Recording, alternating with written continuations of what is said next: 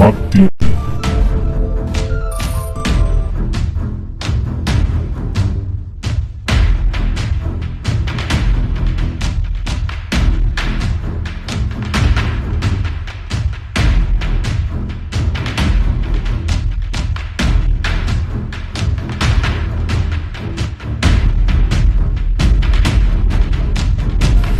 Mati. nekk suñu tiitar muy fii ci Sénégal ba bitim réew tey kay gooy seet ci ak fii ci wàllu lëbu boo ñëwee ci jàpp dana la ko génneel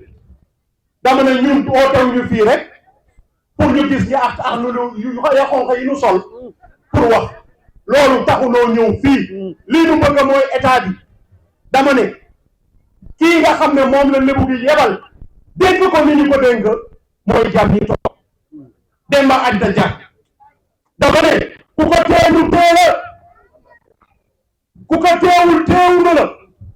nun lébu amul buur dinaa leen ko wax tey lébu amul buur de dégg ngeen buur siin buur bu nekk dégg ngeen buur Gànjool waaye lébu buur Saalum waaye lébu amul buur ànd lañuy bu ñu ànd nawle nag mënuloo tere ku taxaw si sunu alal nu doog gaayaan jëkkaat aw te nu alal dinañ ni ko jox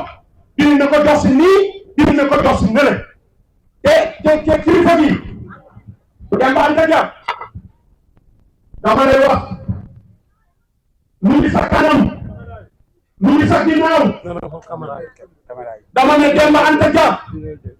na ko Sénégal gën xam ne nu ngi si kanamam nu ngi si ginnaaw boo xam ne dana nekk taxaw ci tànk Demba Anta Dia lu muy ñu sa kaw dama ne képp ku nekk ci dëkk bii nag taxaw ci ginnaaw ci Anta Dia ci tànkam nu ngi sa kaw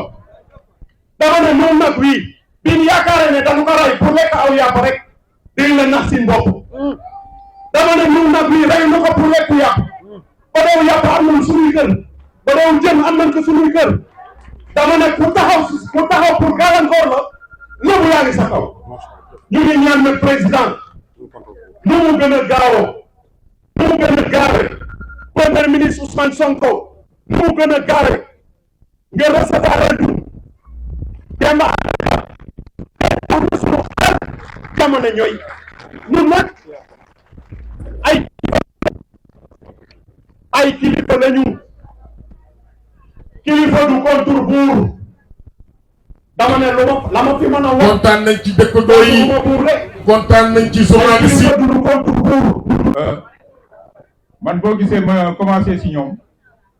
parce que ba ñu dalee xeex injustice yàgg na te def naa li ñu fi dajale ñoom ci ñi fi jiitu woon lañu waaye nag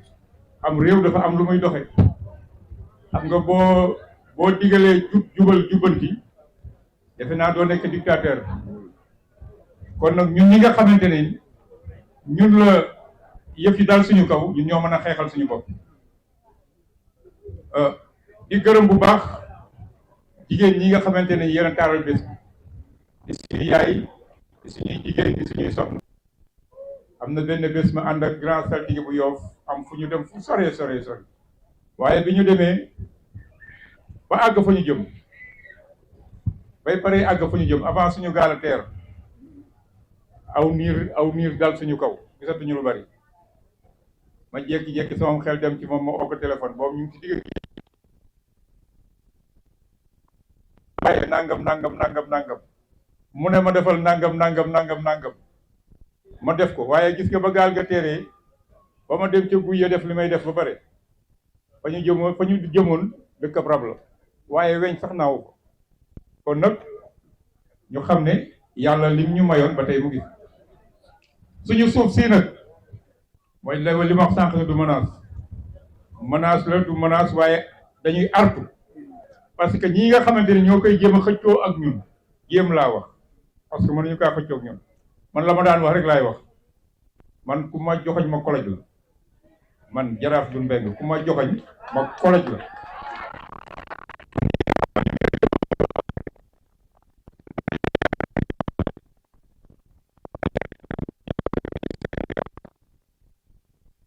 seen yaram bu baax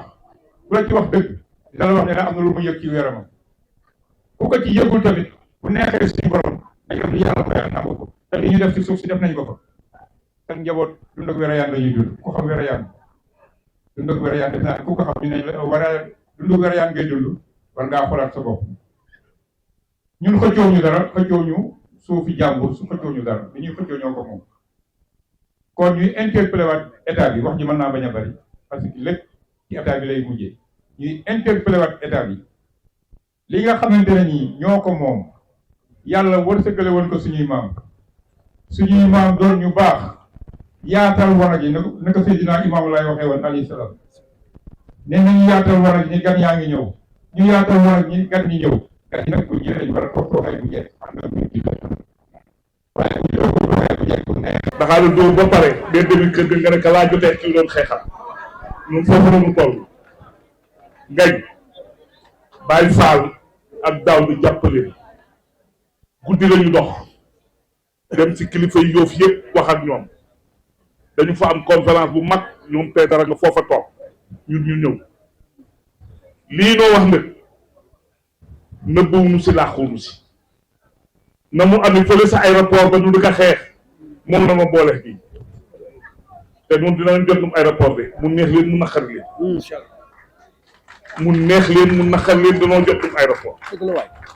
tooñal doon sa ëpp dañu ko tey doo gis ka sa tëgg birig te neexul kenn na du sa tëgg birig te neexul ñu ñëw fii nag tey jii danoo sot si dañu ñëw pour sot si saayir ak baati dañu ñëw pour sot si saayir ak baati dembanta te dal nelaw gis na li jaraaf wax léegi ñun ñëpp a si man ko ñun ñëpp waaw ndax kenn dëkk bi amul woon si ak xanaa fa oote bi nag da xam fa mu yem muñ gi da xam fa mu yem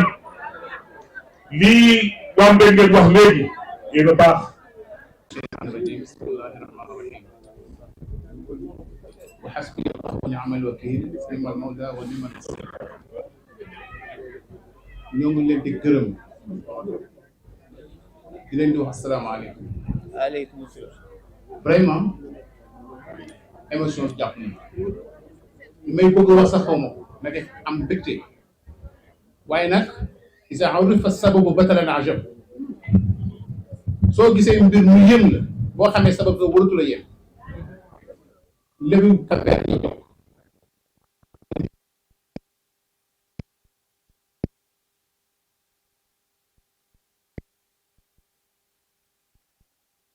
ñëw ànd ak man ci lii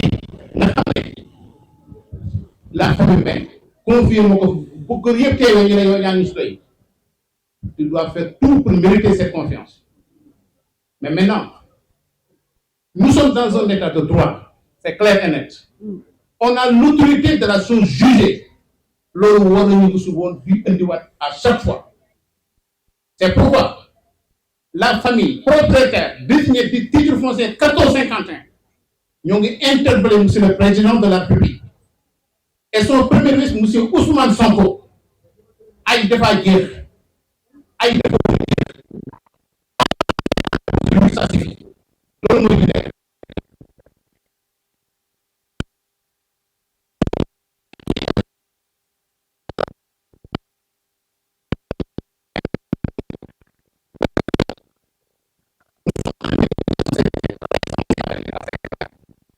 parce que boo xam ne sababu tax ñu toog fii